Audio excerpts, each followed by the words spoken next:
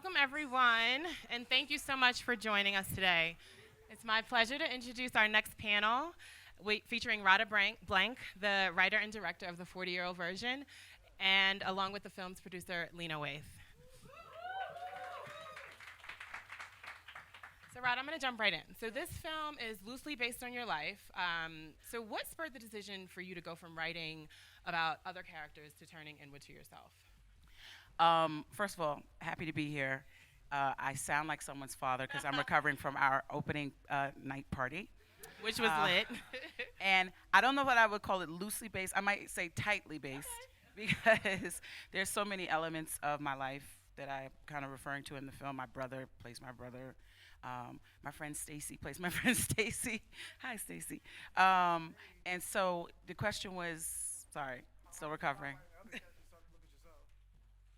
What was it? Writing other characters for TV. Right. Oh, oh, oh. What was the impetus behind turning the camera on yourself? Oh, that impetus was always there. And honestly, I went into writing for TV to support myself. I've been writing plays for 20 years. Yes, I moisturize. So, but I mean, this, they call me a late bloomer, but I'm not the one who's late. I've been writing and telling stories and doing performance work for a very long time. And so it was just a matter of finding the right partnership, people who could get behind my vision. And that sometimes takes a minute, but I've always wanted to tell this story, tell this New York story from my point of view. Yeah. Sure. One thing, one of the themes in the film was you did a really great job at showing what happens when you have the wrong partner. So you're trying to get this play produced, and the woman who's brought in to help you with it just does not get it. So I wanted to talk about your and Lena's partnership with the 40-year-old version. How did that come about? How did you know that Lena was the right partner for this? And also, Lena, why you were excited about the film? I met Lena maybe 6-7 years ago when I'd first gone out to LA to work in TV, and it was like 6 months after my mom passed away. And so, like, if I connected with somebody, I connected with them. And her being from Chi-Town, me being from New York, constantly teasing each other about which one was gonna go more Hollywood, show up to work with blonde hair and blue contacts. We just instantly clicked and stayed connected and always had conversations about the kind of work we want to make in the world. And she, at that time, had already produced Dear White People. So I know she was a producer on the rise. And it took a while for me to come around. I think because I'm always nervous about working with friends. I consider this person a very, very good friend. And, It's real. if I could chart how this thing happened, at least where Sundance is concerned, I remember being in the audience at Sundance in 2018, looking at something together and being like, we could do that. And then 2019, being at the Echoes Theater, again, with Lena and Rishi, who runs Film and Grad, and her turning to me and was like, yo, can I use colorful language? Yeah, come on. She's like, what the fuck is up with your movie? Like, you gonna let me help you or not? And all I had to say was yes. And she made for the perfect producing partner because, in layman's terms, she got out of my way. She trusted me. I think that's the most important thing, is that she trusted that I knew how to tell my own story. And she was there for moral support. The folks at Hillman Grad were there for moral support. But no one said, don't shoot on 35, don't shoot in black and white, don't be the star of your movie, which is what I heard over the course of 5 years. Right. So, yeah. Yeah, I mean, I think to me, I took to Rada just as a person, and then as an artist, because, when you meet Rada, I mean, that's the interesting thing is watching people respond to the movie. It's like, yeah, I know that feeling when you see someone special. I was joking last night at the party. I was like, we're very Diddy and Biggie, like just live forever is all I ask. But you know what I'm saying? It's like it's a weird thing. You just see someone and you just know. And for a long time, I wasn't really in a position to say, yo, what the fuck is going on with your movie? But I was in a position to be frustrated about it. I would hear stories all the time. Rada knows we would always break bread whenever she would come back to LA, and we would always find time to link. And that would always be my question, like, where's it at? What's going on? And she'd always hit me with these sort of updates where I'm like, well, what? Why are they trying to make you do that? Or why they need this? Or that don't make no sense. I always had a producer brain when we'd be talking, and I would be like, well, you don't need this, you don't need that. And I would always feel like somebody should just get out of her way. And so finally I got to a place in my career where I was like, I can push this movie through. I can figure it out. We can get it done. And and it really was true. I was like, Rod, I just need you to say yeah. I need you to trust me and go on this journey. And so the minute she said yeah, I took that like to heart, you know. And I was like, all right, I gotta get this movie done. And so I just went to WME and I was like, you gotta find me a financier, preferably a black one. And they did. Jordan Fudge came into my life. Me and Rishi, we sat down with him even before, you know, we talked to Rada because I didn't want to get Rada's hopes up if it was going to be another false start. So I looked at him and I was like, dude, like, you got to write a check. He was like, I want to. And then he met with Rada over Skype, and it just clicked. And he's like, yeah, I'll write a check.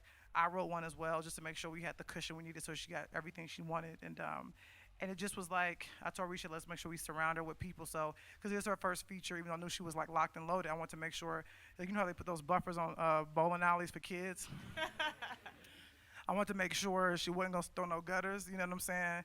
But I also knew, you know, that there's a thing I do with artists where I say, you got it. Whatever you want, I'm going to give it to you. So therefore, there's no one to blame if it blows up. But also, too, there's this thing of, and I think even me, like, writing a check, too, I think kind of scared Rod a little bit. But to me, it was almost like not to scare, but to let you know I put my money where my heart is, put my money where my mouth is, and where my gut is. And so it's like I'm not afraid to write a check because I believe in you that much. And I know that you got what it takes to get it done. Don't get me to crying up in here now.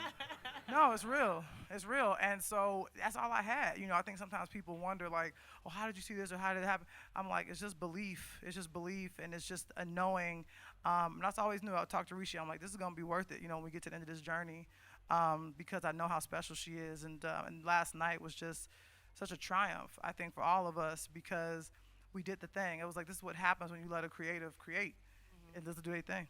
I think there's just something so empowering with in working with producers like Rishi and Lena, because I think, especially coming from working in TV and doing things collaboratively where the studio is kind of always in charge, and sometimes they sit you down and they say, listen, Cookie can't walk around with no bra on. You know what I mean? But I'm just throwing it out as an example. But like, yes, these are the people in charge, but I didn't feel like they were my bosses. I didn't feel like I would do things and get in trouble. And that is so liberating when you have the freedom to act on your impulses as an artist, as opposed to always wondering if someone is peeking and spying and checking you out and telling you no. I had enough no's.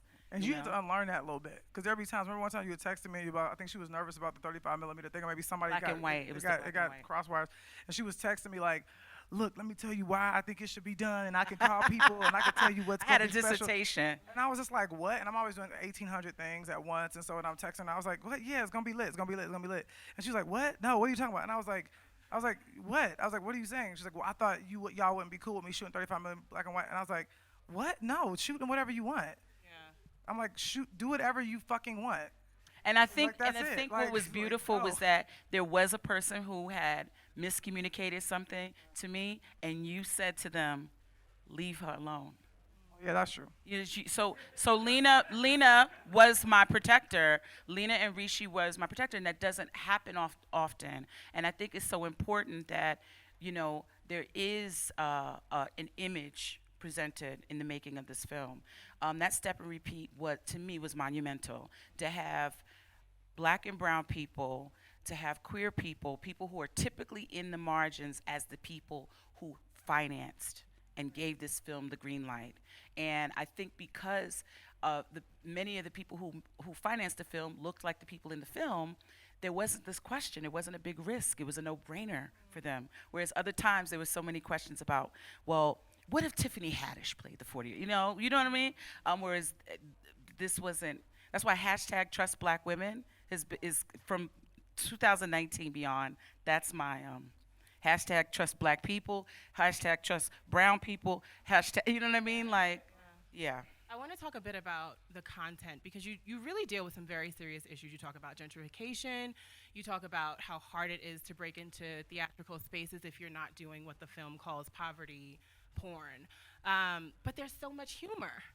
So how did you strike that balance? Because it's like 1 minute I'm like thinking really deeply, and then the next I'm cracking up. So how did you, when you were writing, how did you strike that balance, and how did you know, like this, like how did you perfect your comedic timing? I didn't. I didn't. I think my friends who are here, hey guys, I think they'll tell you I'm a funny person. And my intention is not necessarily to make someone laugh, but is to maybe touch somebody or make them feel better or just tickle them with an idea. And trust me, I did not know the script would be received or the film would be seen as funny. Franklin Leonard is like my big bro, although I think he's younger than me, and Mine he was too. the first person who actually affirmed for me that this was a comedy because I wasn't calling it that. I was just like a story in black and white, and he told me he was reading the script on the plane and he was laughing so loud that people were like, "Bruh, ain't nothing that funny."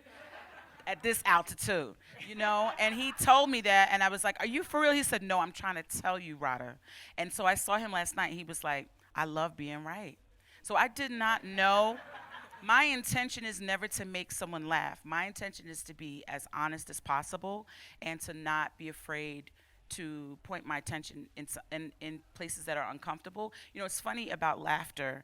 As a theater artist,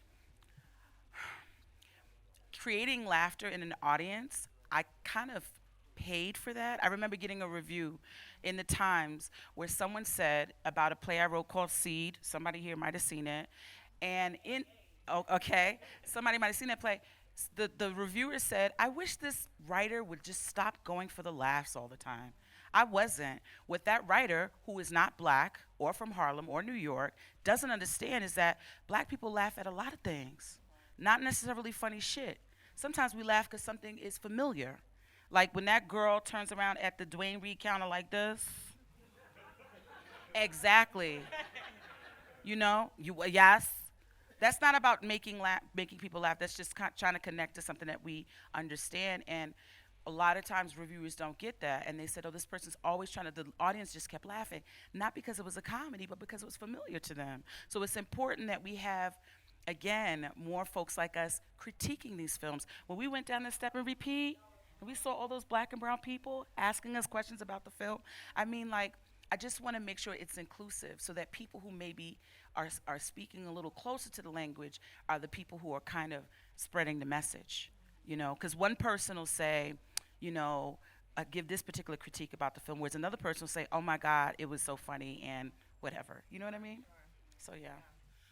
I want to talk about other creative choices you made in the film. You talked about shooting in black and white, and something that also stuck out to me was with the characters in the neighborhood. You focused the camera on them and gave them these like little monologues where they were talking directly to the camera. So why were those important choices for you? Why black and white? Why that sort of like intimate? I'm gonna have this moment directly talking to the audience. Like what influenced? So the answer to the black and white question, I was raised by a cinephile. Carol Blank was my mom, is my mom still.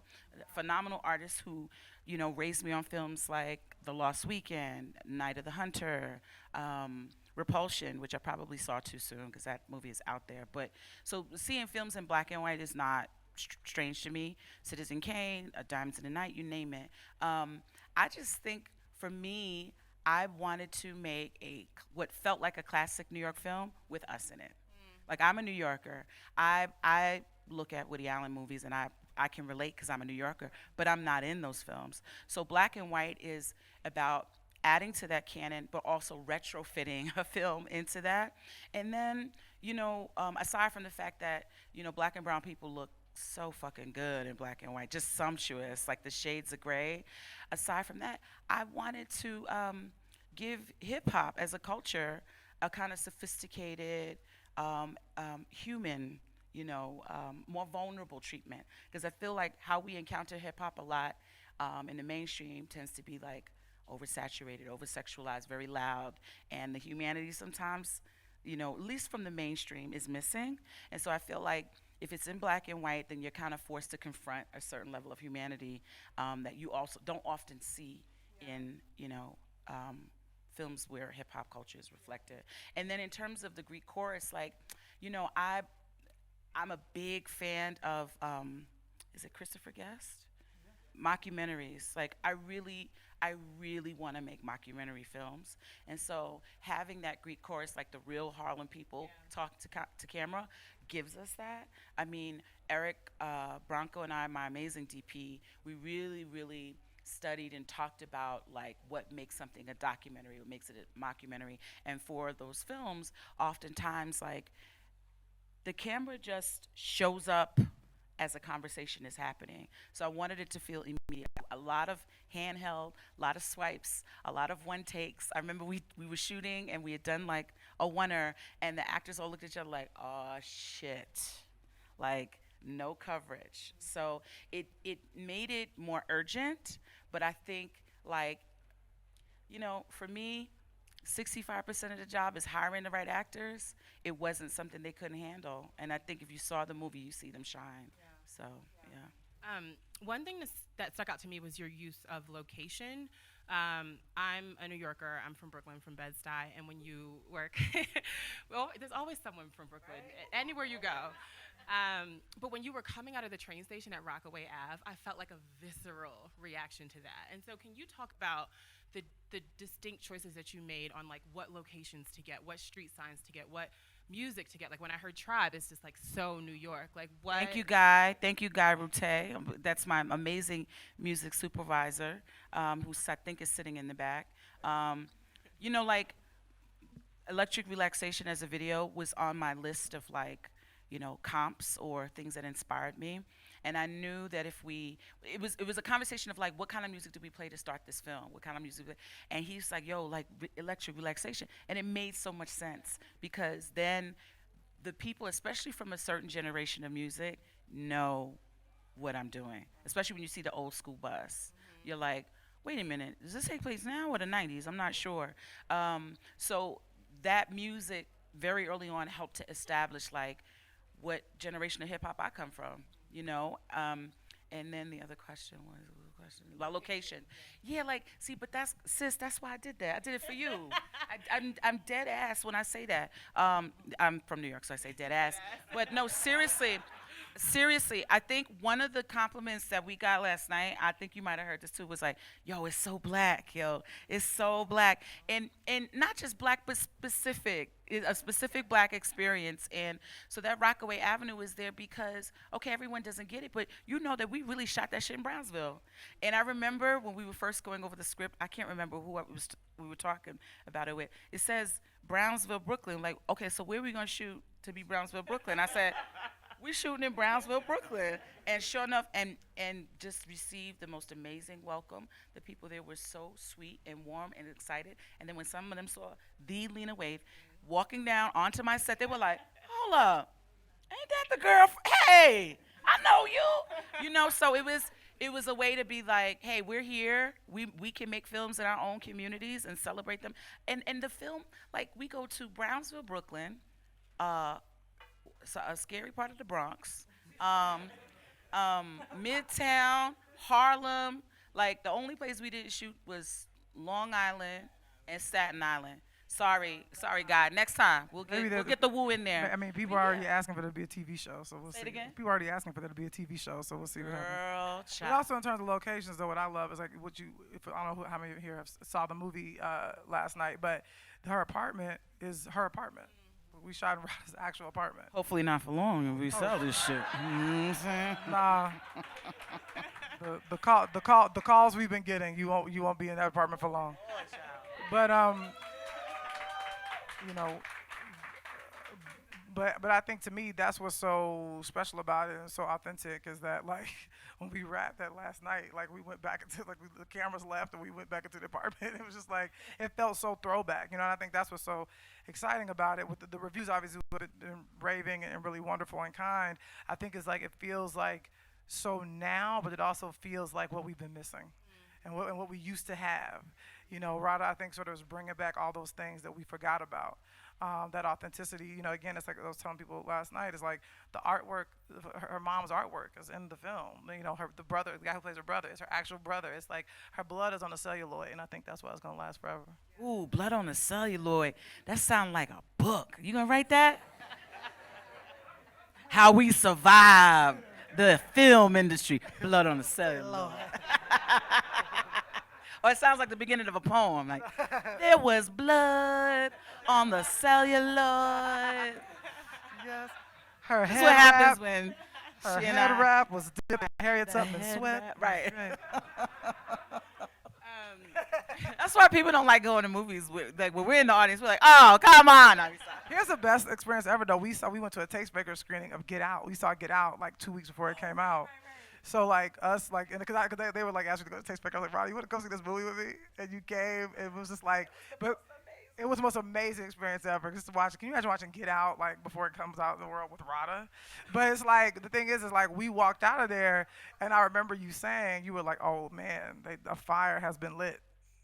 And I was like, and that to me is what I think great art is supposed to do. Even though the fire was already there, I think it just sort of did a thing that you were just like, Well, yeah, I think there Let's was go. like one. I think we weren't even talking about doing the movie yet. We were just, No, we were just hanging out or whatever. But I think, yeah, I get to hang out with thee, Lena. Wait, oh my God. No, but I think for me, I always want part of my what the kind of impact I want to have as an artist is not to just touch people with the art, but to also demystify the process. And so to have Jordan Peele, remember the first thing he said was, "I know, I can't believe white people let me make this movie." this is crazy. This is crazy. I can't believe I'm sitting here and they let me make this. And it was this idea of the veil coming down, like this shit is possible. You just think about like the impact that movie had on the industry. Now everybody's doing Get Out, and they're doing Get Out with all white cast too. Like everybody's doing Get Out. Everybody wants to do stuff that's charged around race, And it was from that one artist having someone say, "Go ahead, I trust you. You're coming for my people. Go ahead and do it. I still trust you, and it was a very, very, you can't deny how smart it was in attacking race. And so something did happen there where I was like, So it can be in the ether. It's not about like, oh, I'm offending people and that's why people are turning away. I know why people had a hard time getting on board with the movie. Someone like me is in the lead. That doesn't happen all the time. I think we want to make movies palatable. We want to make, first, I think I'm fuckable, but you know what I'm saying? Like the business has an idea of what is attractive and who can fall in love with whom. And, there's people already have an idea when you say hip hop or whatever, what it's going to be. And a person reading, when they're being challenged by that, the job then is to go out and challenge other people. And some people just aren't up for the job. Your loss. Yeah. Anyway. I'm glad you brought up the Jordan Peele quote. Like, I can't believe someone let me make this. You can say white people, girl, because that's what he said. Sorry. No, but I wanted to ask Lena, because one thing that film really does well is it talks about like this idea of gatekeeping, right? And who you have to schmooze with and talk to. And so ostensibly in creating Hillman Grad Productions, you were trying to get around that, right? So can you talk about the thought behind creating your own production company and sort of like what you're hoping to sort of bring about, like more films like the 40-year-old version and such? Well, look, I mean, I've talked about this in the press before. It's like, look, I fuck with Plan B, but like, why can't we have a black version of it across the street? And again, I respect what they're doing, and they made some really cool movies. But to me, there's just something about sitting across from another black person, but also the fact that I kind of have a 360 view. Like, I've been an actor on a set solely. I've been a producer on a set. I've been a writer on a set. And so I know how each of those things feels. And I also know, I think as an artist, because I'm a person that does it as well, I often know what artists need. And every artist needs different things. Some artists need me to hold their hand a little bit more. Some artists say, like, I don't need, you let me go. It really is like having children that you love equally, but you have to love them all differently. And so for me, my mission is to figure out, what does this director need from us, really. Rishi and I really do have conversations about it constantly. And we have conversations about like, okay, so this writer is sort of like going through this thing right now, like let's give him some space, you know what I'm saying? Or sometimes writers like say like bug me, like if you want a thing from me, like on the like with Kid Fury, who we love, we're like Fury, we need this thing right now, you know what I'm saying? And I'll call him and say like, what's going on? You just call me. If you need some help, we need a brainstorm, I got that too. We really try to really be the producer that the director needs. Not just well, this is what we want for this thing, this is what we want for that.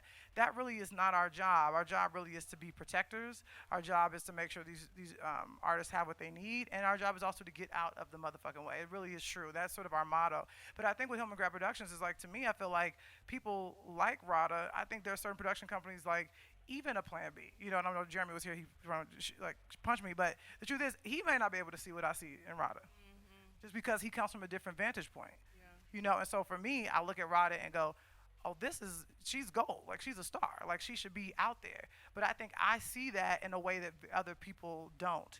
And for me, I'm grateful that we were the producers on it, because I don't think the movie would have been what it is had we not done it. And I think, to me, that's why I think Hillman Grad Productions is important, because we're not just a production company trying to like just grab, you know, and we're also a production company that just doesn't only do like black things. Like, you know, like obviously Rishi is, you know, is Indian, and he's like, why don't we do this story? We're doing something called like an Indian like wedding story, you know, because he's like, that is a story that often doesn't get told. And I was like, cool, let's do it. That's great.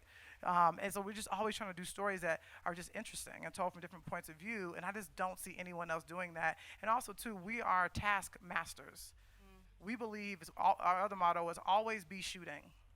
So there's another thing too, where a lot of production companies, sometimes it's more vanity, or they will develop a thing within an inch of its life, and then it comes out not that good.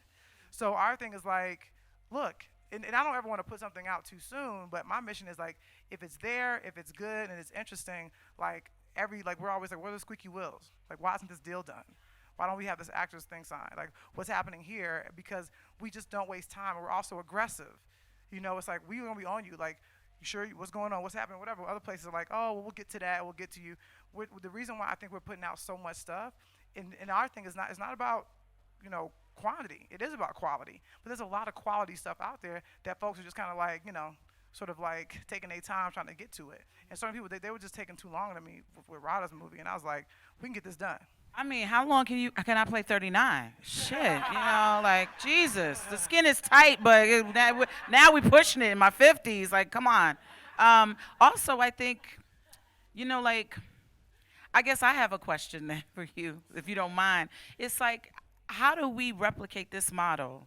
You know, like, how do we build on what you and Rishi are doing? Like, what the kind of work you're doing is not groundbreaking in that you're making films like everybody else, right. But the films that you're choosing to make and the style in which you're doing it, like, how do we replicate the model? I honestly think for us, FYOV is a flagship movie. It really is. It is really sort of Hillman Grad. This is the standard. Yeah, it really is sort of our first sort of, I think, real entryway.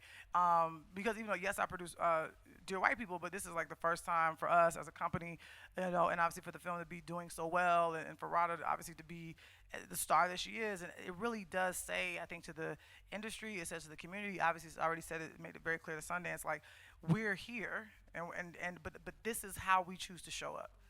We show up authentically, we show up, you know, with creative freedom, and we show up with black, queer money, you know, when it makes sense, you know what I'm saying? And so, and I think we just show up in a very pure, authentic way, but I think this is the beginning. You know, our hope is that obviously we're going to be very mindful about this sale and how we do it and how we set it up. And also, too, it's not just this, but it's about how the movie comes out. You know what I'm saying? We want to be very involved in the marketing. We want to be very involved in, like, how the rollout is and how it's received and, you know, doing events and things like that. And then ultimately how it does. Like, those things will really help us to build, because what happens is that we work in a business of copycats. That's just what we do. If one thing is a hit show, then you see 8 more of them. So our thing is like, we want this movie to come out and do well, and have, you know, and hopefully possibly do Rada's next film, maybe, if she wants to do that. Because we also want to be a place too where filmmakers want to come back. You know, that's our mission as well. We don't want to be a one-time thing. Like, we want filmmakers to go, I want to come back and do a movie with you guys again because the experience before was so great. Like, we really look at it like we want a 5-star Uber rating. Like, we really want you to feel good when you get out the car. But ultimately, that'll be the thing. It's like, we want other places to kind of call us, and they already are. They're already calling us saying, how'd you get this done? Or what was this? We want to tell them, like, and the big thing we're really pushing to these other producers is like, leave your people alone. Leave them alone, because there's too many producers like trying to say, well, do it like this, or what about that, and it makes the artist frustrated and they don't trust. So that's what we're really trying to do, is just really like sort of provide a safe space for artists to come in and do their thing, and make sure they have enough money to do what they got to do too. And just to add something that was kind of just popped in my mind is like for people who cannot start a production company, you know, like I think for production companies, just get smart and be inclusive. Like hire people of color and trust that they may have an understanding of a particular project that you don't. Right. And that you could learn something. Like there's a whole audience there. And so like you can empower the young executives or the development people at a company by just trusting them. And when they bring material to you, listen to them. You know what I mean? Like what's going to be interesting are the reviews. I don't give them too much credence. To me, it's not a perfect film, but it's perfectly mine, and I love it. And I love the work that we all did together, right? But the reviews will be very interesting. Just the kind of language people use when they don't understand something, right? And that's why again we have to have more Travels in the piece who can say, "Oh my God, I saw myself," or "This is so Harlem." You know what I mean? Like, be inclusive. It's gonna get you paid. Like what the fuck? Like, put more of us in a position of power at your companies so that we can maybe decode and translate and let you know, like, oh no, there's an audience for this if you would just give it a chance. Like, you know, we should have a version of The Witch and all of these very interesting stories. And there are executives who want to bring those kind of stories within the companies that they're at. But from what I hear, they don't feel heard. You know, or they're sent out to go and do the copycat version, black version of something that was a hit, you know? So, you know, for those who cannot start the company, that's how the company starts, because that's who Rishi was at one point. Right. He was that development executive who maybe didn't feel as empowered as he does now, but it starts there. You know, that the seeds were planted there so that when he breaks out, he knows exactly how to support the artist that he had to say, sorry, I love your shit, but we can't get behind it. You know what I mean? Yeah, a lot. Yeah, and also I think the development process right now is just killing a lot of art. You know, I think that's why we got the response that we got last night. They were like, "Oh God, what's the secret?" It's like no whack notes, man. You know, and also too, even like I know Rada was pushing us, like even me. She was like, "Well, give me your notes, give me your stuff," because I think again, you're so trained to like get that. And I remember telling her, I was like, "Look, you can note yourself. You know what this movie is. I like it. I dig it. Like, okay, hey, the pacing can be picked up here. You can do that there. But, like, ultimately, you got to find the movie. Right. I gave you everything you need. Go find it, and we'll get it out there." And I'll tell you something about that. I feel like doing that for an artist makes them even more open to when you do eventually have notes. You know, you let them feel like, well, I decided to support this project because I trusted you from the beginning. Yeah. So continue doing what it is that you do. And then when they come back and have notes, you're like, okay, this is good. You know, like I'm open to it because you gave me so much freedom in this other area. It also felt too early to try to give. I was just like, I don't want to fuck it up. I was like, you got to sit with it and do your thing. I was just like, I don't want to give you a note that then gets in your head and then fucks up the whole thing. That's exactly. We were just talking to Dee Reese before you guys got here, and she said she doesn't give actors notes on the first take. She's like, take it where you want to, and then we can talk about it. Because to your point, you get in your head, and then it's like you're trying to, you know, translate with. And then that's my shit. That's my vision. That's my perspective, which I don't want to see in Rada's movie. Right. I want to open it to questions now. We have a microphone going around. Carly. Wait, is this on? We can hear you. Oh, okay. So my question is for you, Rada. Well, thank you for making a movie that I recognize as the New York that I've lived in for a long time. I thank you for that. That was just amazing. Could you talk some wisdom about your journey to this point, just from your? I know, you don't like answering. We got like 2 minutes left. Okay, but just some wisdom because it was a really long journey, and I think about. A lot of times it's like, oh, this movie is great, and everyone sees it, but there's just, you just are full of wisdom. So can you just share with us? Right, like I think things? when something happens, when somebody sees something, that's the first time they're getting acquainted. Yeah. So they assume that, oh, look at this person who's new on the scene. But like, I've been at this for a very, very long time. I have no problem with that though, because I think if the film is good, that is why. Is because I've had the time to really develop my voice and know what it is I want to say. I was one of the older fellows at the Sundance Lab, and I think even my advisors were surprised that, like, no, no, no, I want to do this. You know what I mean? I think they were used to maybe more malleable or younger, very hungry seekers of. My thing was like, I don't need you to tell me, what my story is. Ask me what it is I want to do, and then help me achieve it. Tell me how to get that done. I know what I want to say. Tell me how to get it done. But just in terms of the journey, like, I don't know. I don't regret any of it. I was a stand-up comic. I was doing theater. I was writing in TV, and I feel like it's all come to this moment. It's all culminated to this moment, and so I don't have any regrets. I'm not gonna lie and act like I don't like it when people ask me my age or whatever. You know what I'm saying? And the reason I say that is because there always seems to be a price for it. Like all of a sudden you're not considered for a role or a job because you're such and such age. You know what I'm saying? First of all, I moisturize and I'm black. So I'm always gonna look young. Get over that shit. You know what I'm saying? I hope that answers your question. It does. And sorry, Lena, question. So we have this change in terms of we see the economic results of these movies that are telling authentic, diverse stories, right? The money is there. And then you said something earlier. I think you were talking about Plan B and like the limited perspective to see someone like Rada as like the big fucking star that she is.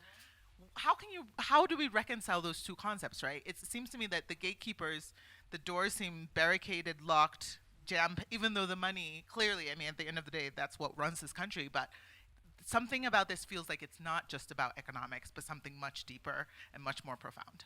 Yeah, I mean, I think people are afraid to take risks, and I think, or people have an idea of who they want.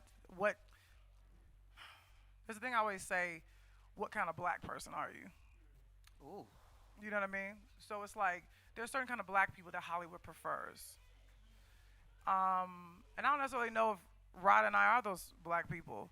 Or maybe they thought I was one of those black people and then let me in and realized I wasn't. So I think, I think that to me is a very interesting thing. I'm always paying attention to which, if you're a black person that too many white folks like, I'm a little curious about it. You know what I'm saying? So I think that to me is a bit of a thing where I look at Rada and like, here we go. This is like, what more could somebody want? Like, and I was always obsessed. Like, Rada knows. I would come to the front and just be like, where's the show? Where's the fucking show? What's going on? Because this is crazy. But that's from the seat that I'm sitting in. That makes sense to me. But there are other people that may look at it and go, well, we've already had Whoopi. We've done that. That's what people think. They don't realize how special and how amazing she is until you let her loose, until you can see what that thing is. But it's going to continue. I know this isn't the first and only. There's going to continue to be artists that the industry is going to say no, no, no. Even people of color, I think, didn't quite really know what to do with Rada. You know what I'm saying? It ain't just white folks. Sometimes, because there are those black execs that, wear the logo of the studio they work for that's tatted on their neck. And they like, this is my brand. This is my identity. Fuck it. They all plantations. You know what I'm saying? I knew that Harriet Tubman was going to come out. You just give it like 10 minutes. They all plantations to me. You know what I'm saying? So it's like at the end of the day, it's like, how much can we make to go, get off the land? You know what I'm saying? Live on and buy our own 40 acres. Because that to me is what I'm saying. Because even like with black execs, there's a fear. They don't want to like bet on it. They don't want to fight. They trying to keep their jobs. They make lovely, they make good money. They drive nice cars. They sit in beautiful offices with nice views. I don't care about it. I don't have my office is wherever I'm at. It's wherever I'm at. And so to me, it's like, fuck it. Even if they try to like push me out, I'm gonna go out. I'm gonna be like, Rosa. You know what I'm saying? Going out the door like, you Rodimus Prime. You this shit. That's me. You know what I'm saying? Like that's how I feel about it. And it's like even if they pull me out, dragging and screaming, at least you can say I left something behind. You know what I'm saying? That was worthy of us looking at. Because at the end of the day, this movie to me, what I love what Rada did is like, she immortalized us. She immortalized us. She immortalized herself, but she really immortalized, that black woman, man, who's like, walking down the street talking shit, the homeless guy talking trash, the kids, like nobody wants to immortalize us because they want us to be forgotten.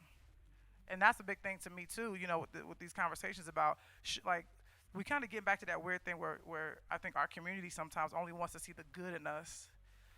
And I just refuse to let pieces of our community be invisible anymore. You know what I mean? That's why I love in the Toni Morrison documentary. We're talking about Invisible Man. She said, invisible to who? You weren't invisible to us. You know? So I think to me, it's like, that's what I love as artists, is what we do is we make sure that nobody forgets that we were here. And that's to me what FYOV is really about. I just have to tell this story real quick.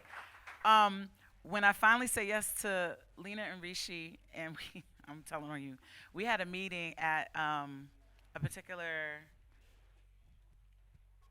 streaming service, and it was probably the first time I was in a meeting with you.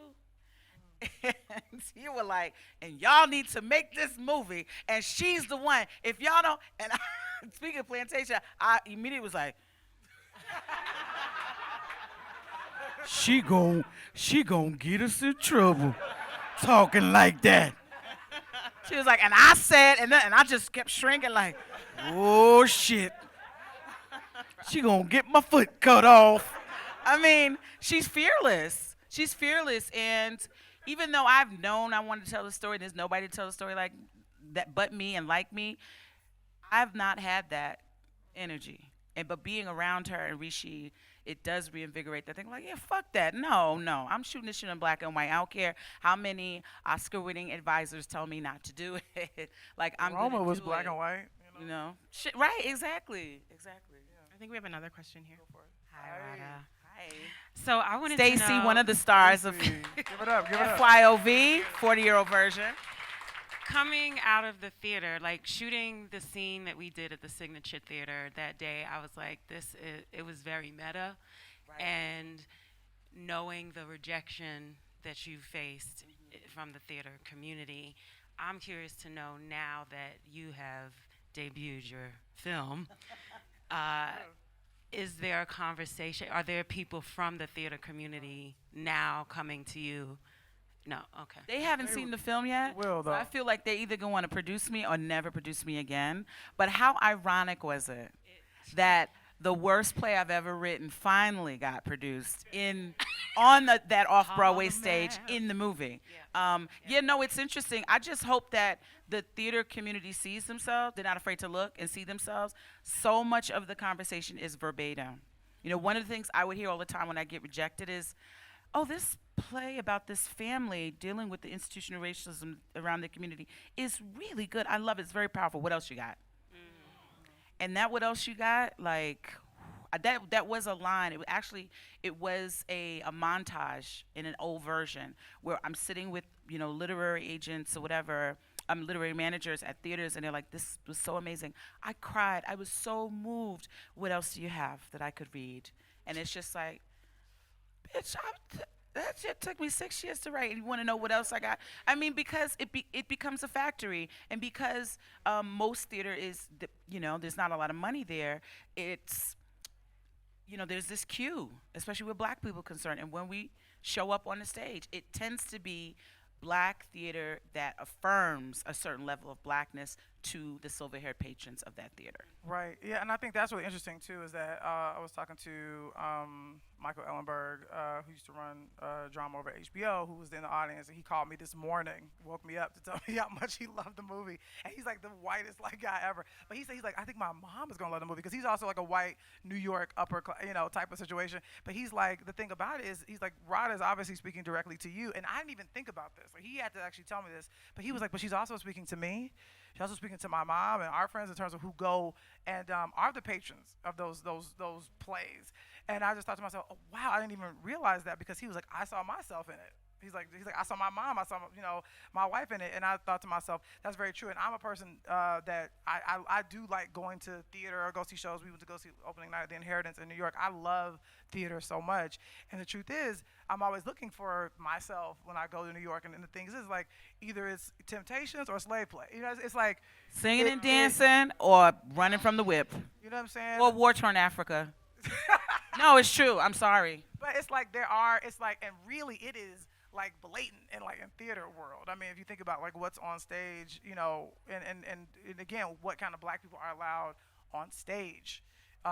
in theater. You know what I mean? It's like, it's like, yes, you have the successes of like The Color Purple, which is cool, but then it's also like but then it's like, you go all the way here, with Slave Play, or then like, I know Temptations is still playing now, but it's a very interesting dynamic about what kind of shows are on, or whether it's to take it all the way back to something like Caroline or Change, about like how that was also trying to be different, and bring a new sort of like voice, but also it's written by Tony Kushner. You know what I'm saying? So no shade to Tony Kushner, you know what I mean? But it's a world that hasn't really been explored, and that's why I love that as well. And I do think people are she's gonna hear from the theater community for sure. But I think no matter what, I'm not mad at the conversation that comes out of it, because it is one that needs to be had, and no one's been more fearless about it than Rada, and I'm really proud of you for that. I think we have time for one more question. Do it. Thank you. Hi, Marquise. Thanks for coming out. What's up, Marquise? So just from this panel alone, I can see that you guys are like really tight with each other. Sometimes. I was wondering, when you're working with people that you know are good friends, what type of boundaries do you set, and how do you go about doing that? Boundaries, what's that? That's a great question. I feel like this was a little bit different because we met, in that space of Hollywood. We met in that world where we were both kind of, you were definitely further advanced as a producer than I was as a TV writer, but like we were working, I think The Chi was just kind of percolating. Right. But you were coming in as a executive producer of an original show. And so I felt like this was different. Like we kind of already established a rapport, and kind of were like always operating from the place of being outliers in that business. For sure. I think I've struggled with other, working with other people, because, a lot of my friends here, they know me as like, they come and support my work. They come, anytime I'm doing something, they show up for me. That's not a question. But we don't necessarily work together, and they don't see me work. And I don't know if I want them to see me working. It's not always pretty, and there's a reason why, like, you work with people who have a certain level of experience in the business. Your demands aren't going to cost you anything. But if it's a friendship, sometimes it's sensitive. So that's why I was a little shy about working on this particular project together. But Lena and Rishi have proven to be the best people I could have worked with. I felt so safe and protected. And even when there was tension, it was all about fighting, for the film. It wasn't bad tension. It was necessary to try to understand what it is we wanted. But I don't know. This has opened me up to work with more people that I know, like, as friends. Yeah. Yeah, I mean, I think I say boundaries. What's that? I think it's just because this movie was too personal for us not to really look at each other in a real way. And I knew it would be an emotional experience for Rada. It's her first film. It's been a long time coming. I put money into it, and I think sometimes what happens is sometimes it's easier to chase your dream than catch it. Because no, I mean, it's Thank true. you and good night. It becomes your narrative. Yes. It becomes your narrative. And I think that had become Rada's narrative. So what I kept reminding you on the phone was, I said, change your fucking narrative. You are a filmmaker now. You are a leader of an army. They are troops that are willing to follow you into battle. Don't let anyone slip. We cannot leave a man behind. And right now, I'm the general, because you're freaking out right now, but I'm not going to leave you behind either. Like, I get it. If you want to be upset, you want to be hurt, then let's do it right now. Let's do it on the phone. Let's get it. You're a wolf. You are a wolf. We are a wolf pack. It's okay. We all do that. We all fall down. We're going to get bruises and whatever. They're battle scars that we will cherish for the rest of our lives. Let's get back in the game. And so that's really what I was. I felt like I was almost like a coach, or I was her Diddy in a way, but I was always in her ear telling her, like, you are great. You are born to be great. You are strong. You are not, you are Carol's daughter. So act like it. So that's what I'm saying. There are no boundaries. Like, it's bigger than a movie. It's bigger than Sundance. This is someone's life. And because you did this, and that's why to me it's so important about, these people that we end up selling the movie to, it's more than commerce for me. So it's really about exposing it to people, because what I believe true art does is like you will do for another filmmaker what Get Out did for you that evening, Right. where someone will look at it and go, well, it's my time now. I got to I've do been it. given permission to go to these places. Yeah. Yeah. So that's why I say like the boundaries. It's like we just got so emotional with each other, because that's also what producing is. If you're a good producer, you know, I don't look at artists like cattle. Like they're me. Like I've been there. I've been upset. I put my shit in there. Like I've been like, going through a thing and had to show up on set anyway. You know what I mean? It's like, you know, shit. Y'all know what's going on with me. I'm here right now. Hi. What am I gonna do? Life happens. We're human. And I think to me, where Rada is, I always knew that like we in this together Right. forever. So yeah. And this person, I just No, have Rada, to I'm gonna let you say, get the last one. yeah, no, has never. There's not a text, a call, email she has not responded to within 20 minutes. Someone does that, I'm gonna get emotional. When someone does that, when you feel like somebody is really present for you, it changes your whole makeup, you know. And I just want to say one last thing. What you said about chasing a dream and catching it. I come from a family of struggling artists. This was cathartic, but it was also very hard for me because that was the identity in my family. So we always struggled. And here is a person who is now at Sundance. Their film is in competition. So it's about divorcing myself from an identity, and that is what I struggled with in making the movie, to be honest. It was more emotional, like letting go of the character that I played in the film. I'm not that person. I haven't been that person for 6 or 7 years. So I was acting, guys. I was acting. But I could not have asked for a better outcome with this team of producers, with the crew, the cast. Everyone had that level of investment and love for the project. Not for me, for the project, because it was ours. Yeah. Thank you, Rada. Thank you, Thank you. Lena.